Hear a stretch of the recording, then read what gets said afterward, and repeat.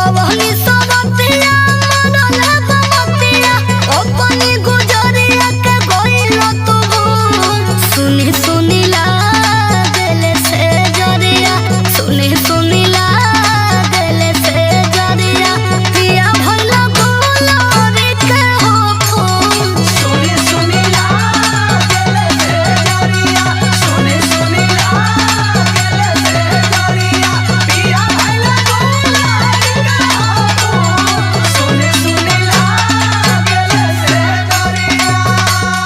ए सोना गुलरी का फूल कहाँ भइल बानी? काहे रउआ के तो वीडियो कॉल पे बतियावल तो दूर बात कबू फोनो करेनी जब करेनी तो हम ही करेनी। रानी अपने धुनबो कि हमरो सुनबो? हाँ कबू फोन तो करबे ना करेनी जब हम